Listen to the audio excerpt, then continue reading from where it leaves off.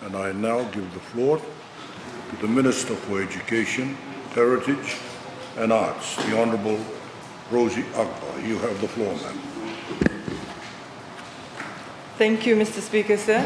The Honourable Prime Minister, Honourable Leader of Opposition, Honourable Cabinet Ministers and Honourable Members of Parliament. Nisambula Vinaka, and a very good morning to you all. Honourable Speaker, I stand to respond and thank His Excellency the President of the Republic of Fiji, Major General retired Chochi Kondrate's official address delivered in this August House on the occasion of the opening of Parliament. As His Excellency told us in his address, I quote, "You are each here to serve as guardians of every Fijian's well-being." Unquote. Of course, Honourable Speaker, say few things uplift well-being more significantly than education. Mr. Speaker, sir, I am extremely honoured to lead the government's work to empower our citizens through education. I remain committed as ever to deliver on our Honourable Prime Minister's vision of a Fijian education system where every Fijian child has an equal shot at new and better opportunities. Mr. Speaker, sir, His Excellency spoke to the rights enshrined within our Constitution, including the right to education and the right to information. Education, of course, is a progressive right and one to which this government has given real meaning. We have opened the doors to learning to all Fijians regardless of economic or social status, regardless of religion, ethnicity, regardless of gender or physical ability. Mr. Speaker, sir, His Excellency emphasized the comprehensiveness of the 2013 Fijian Constitution with specific comparison between the divided past and the united future of all Fijians. Last week, I had the privilege to officiate at the Suva Grammar School's annual awards function, where I reminded the children, the teachers and the parents of how far we have come in terms of overcoming racial and societal divide, all of which can be attributed to our Constitution and the awareness which has been created around it. Mr. Speaker, sir, our Constitution is the rock on which our democratic society is built.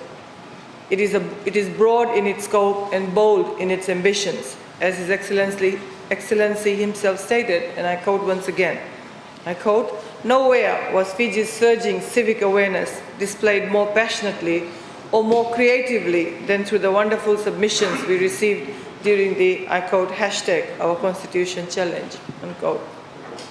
Mr. Speaker, sir, our Honourable Prime Minister affirmed that the submissions by the young participants contained humbling testimonies and inspirational creativeness.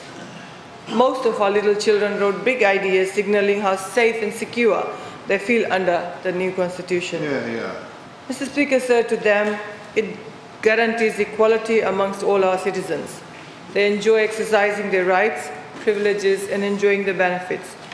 At the same time, through their posts, they reveal a strong understanding of their civic responsibilities and citizenships. Those were indeed wise words from our young who represent the future of our nation. Mr. Speaker, sir, listening to Honourable Prime Minister speaking to mark the National Constitution Day celebration, I was touched to hear him say, and I quote once again, "My favourite part of the Fijian Constitution is Chapter 2, Section 31, the right to education," unquote. Mr. Speaker, sir, our government endeavours to go one step further, where we do not only ensure that every Fijian gets access to that basic right, but we provide equitable and quality education for all. Our aim is also to provide technical and vocational as well as special education. We have an education dream for our students in our beloved nation, and this dream is not only in line to achieve a knowledge-based society, but also to ensure excellence in all facets of education. Today, more than ever, we need a new standard of excellence in education, matched by unequivocal access to educational opportunities, enabling each citizen to develop his talents to the maximum possible extent pegged to global benchmarks. Mr. Speaker, sir, we have heavily invested in early childhood and primary education because we firmly believe in a smarter Fiji, and the path to knowledge-based, literate and numerate society is getting the basics right first. In doing so, as a nation, we have achieved what can only be a dream for many countries. What some critics describe as freebies in education is a gift to the underprivileged and the less fortunate. Mr. Speaker, sir, there are 195 countries in the world, out of which only 24 provide free or close to free education. I share these statistics because some critics are quick to compare our achievements with those of our neighboring countries. Let me assure you, none of which are on the free education list. Mr. Speaker, sir, His Excellency has duly reminded us of the need for the priceless assurance of future security. I strongly echo his sentiments. In the not-so-distant past, children would burn their midnight lamps, excel academically to the bliss of expecting parents, and yet to be mercilessly denied tertiary education due to financial barriers. Mr. Speaker, sir, today every Fijian child lives with the peace of mind that his efforts will be rewarded with equal and non-discriminatory financial assistance, paving the way for a brighter future. These children from struggling families will be able to break the shackles of the vicious cycle of poverty, thus leading to a better standard of living, all the time feeling empowered by the support of this government of the day. Mr. Speaker, sir, our government remains committed to ensuring the sustainability of free education initiative, free bus fare schemes, free textbooks program, transport assistance program, national topper scholarship scheme, the tertiary education loan scheme, the overseas scholarships, and scholarships for children with special needs scheme. Mr. Speaker, sir, I am pleased to note that Fiji has already made great strides towards the SDG 4, which is to ensure inclusive and equitable quality education and promote lifelong learning opportunities for all. Mr. Speaker, sir, in His Excellency's speech, he mentioned the introduction of a new climate change bill for the 2019 and 2020 legislative agenda to address the undisputable issues and challenges arising and to plan adaptation and mitigation responses for safeguarding our people. Mr. Speaker, sir, our government envisions a society that can protect the environment, improve health, and of course broaden access to education. My ministry will work to implement new climate change educational programs throughout the education sector to lend our maximum support to realizing the commitments made by Honourable Prime Minister. Mr. Speaker, sir, climate change education has always been a fundamental perspective of the Fiji National Curriculum Framework. Recognizing the significance of involving our children in climate change Talanua sessions will empower them to make informed, contextualized decisions about its irreversible effects and the impacts that these will have in their future lives. My ministry remains committed to ensuring that children learn to value local and cultural knowledge and the environment as well as the global and scientific approaches to climate change mitigation and adaptation. Mr. Speaker, sir, environmental education has empowered our students to assume responsibility for creating sustainable futures. My ministry remains committed to ensuring that students develop the knowledge, critical thinking, and appropriate values to take decisions on environment and development issues. I accept, Honourable Speaker, sir, that like any government service, there will always be scope for us to do better. And we have partially achieved our Millennium Goals, but I see a great need for positivity. I stand firmly against the powerhouses of misinformation and fact distortion. Mr. Speaker, sir, my ministry, through its initiative on citizenship education, has taught students to respect others and to have an appreciation for our multicultural heritage, and we will continue to do so. We have thus developed students and will develop students who will be responsible, informed, and involved global citizens. My ministry also remains committed to delivering formal instructions in civic responsibilities, democratic responsibilities, politics, and good governance. We have, Mr. Speaker, demonstrated this commitment over the years in familiarizing our students with the 2013 Constitution and thus enabling the wider citizenry to understand how social and political systems operate. My ministry also recognizes the need for a holistic approach in the implementation of the citizenship education program. The intention is to develop in students the relevant skills to promote peace building, democracy, human rights, responsibilities, and development.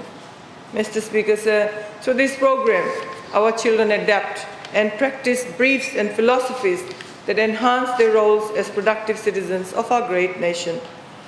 My ministry's strategic plan is underpinned by a responsible fiscal strategy investing in teacher recruitments and new teacher registrations, as well as their continued professional development, the digital literacy program, and improved infrastructure.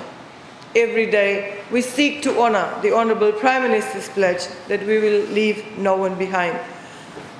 Mr. Speaker, sir, we have increased access to learning across the board since our first electoral victory in 2014.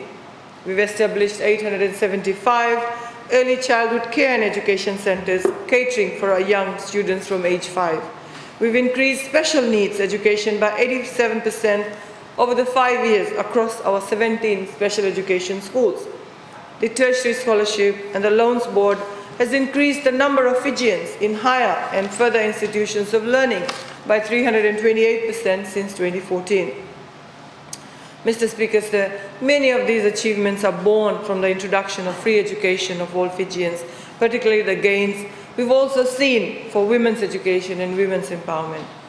Mr. Speaker, sir, we are also eliminating location as a barrier to education by subsidizing the transportation of about 85,000 students in 2019.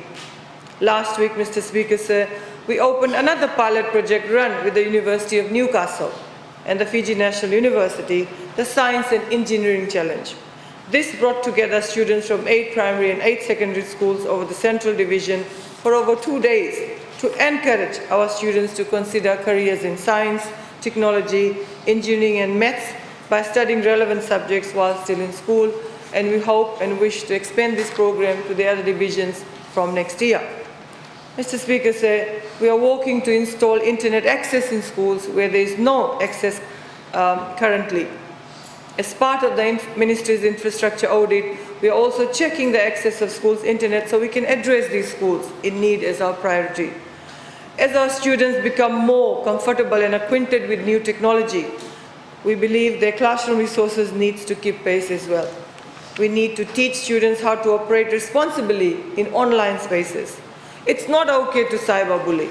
It's definitely not okay to try and manufacture fake news. And definitely it's not okay to judge a person's worth in a number of likes they get on social media. Mr. Speaker, sir, our embrace of the modern education system isn't limited to adapting new technology. It's also present in the manner we empower our teachers. We continue to work with the Human Rights and Anti-Discrimination Commission to aim more effectively a framework for promoting human rights within our curriculum. As has been said, our children are not born with discriminatory notions embedded in their minds. That is a learned behavior, and they take the heed from us adults in their lives. Mr. Speaker, sir, we as adults need to prove to be good role models for all our children. Mr. Speaker, sir, we have taken a major step towards the area of disaster risk management and reduction. With support from UNICEF and UNDP, we have developed a manual for teachers and students to promote disaster risk reduction and disaster risk management. We are taking the same approach in relation to water, sanitation and health, the WASH program, again in cooperation with UNICEF and DFED. Our various NGOs and the Ministry of Health and Medical Services, with them we are developing an education program on WASH. We have found that following disasters, whether a cyclone or a flood, a follow-up in terms of our collective health, inspection and disease control is mandatory. Mr. Speaker, sir, we will soon be asked to ratify the 2011 Asia-Pacific Convention on the recognition of higher education qualifications. This will definitely benefit our 3 local universities and, more importantly, our students. This will provide mutual recognition of qualification across the Asia-Pacific region, which means that the qualification is accounting, for example, for any of our 3 universities will be recognized by Asian and other Pacific nations against their qualification. This will enable our students, our Fijians, to secure the work they are qualified to perform in other countries. This will further reinforce the quality of qualification from our universities, which will be compared with some of the best universities in particularly Asia and indeed the world. Mr. Speaker, sir, my ministry is implementing the government's zero-tolerance policy on corporal punishment. We provide counselling services to our students who suffer from corporal punishment, and we also report cases to the Ministry of Women, Children and Poverty Alleviation and, of course, to the police for further investigation and action. Mr. Speaker, sir, not only are we bringing technology into our classrooms, we are using it to improve efficiency and decision-making within the ministry. We have long operated a database of information for schools as well as teachers. We are now building onto the Fiji Education Management Information System to create new opportunities to ease the administrative load on our schools. We are now able to manage textbook orders, better monitor the use of free education grant, and cross-check the use of e-ticketing with our students' attendance. Mr. Speaker, sir, another innovation which is being implemented is the transfer of the technical colleges of Fiji to the Fiji National University. Our technical college students will now benefit from a clear pathway to higher qualifications from Certificate 1 to Certificate 4 levels and then into diploma or degree as they choose. This will ensure that we work to develop more skills in our TVET sector to meet the growing needs of our growing economy. Mr. Speaker, sir, I would like to appeal to the honourable members of this House not to politicize the education of young Fijians. I again quote His Excellency, I quote, our children, our grandchildren, and their children who will come after them, those are the Fijians we are ultimately meant to serve. Let us serve them well by building a future worthy of their greatest dreams and aspirations. Unquote. I conclude, Mr. Speaker, sir, by expressing my thanks on behalf of the Fijian people to all those that contribute to the successes of my ministry. I extend my sincere gratitude to our teachers, the backbone of my ministry. I pay tribute to those selfless members of our society who rise every day to inspire greatness in our children. And in response to Honourable Tambuya's statement about some teachers not getting paid, on time, there are reasons for that, Honourable Speaker said, if I can clarify that it's not that the ministry does not have the money, it's simply the issues with the contracts. Sometimes we receive contracts late, sometimes the contracts are given out late, and I stand to apologize for any inconvenience that may be caused to these teachers, and I hope that come 2020 with... Order. Come 2020, my 1 year of experience in this ministry, we have been able to identify a lot of issues and we are rectifying that, and I can assure them come 2020 we will be better prepared to serve our teachers and our schools, and I can assure them on that. Like I said, once again I'd like to extend our gratitude to all the teachers, like I said, the backbone of my ministry, and I pay tribute to all those selfless members of our society who rise every day to inspire greatness in our children.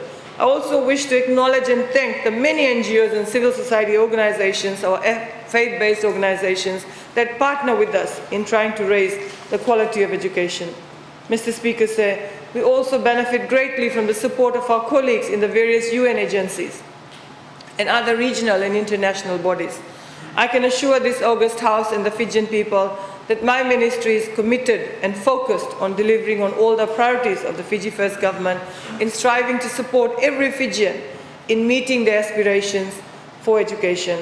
Honourable Speaker, sir, with those words, I commend His Excellency's address to the House. And on a special note, I'd like to wish all the members of this august House on both sides a very, very Merry Christmas and a blessed 2020. Thank you.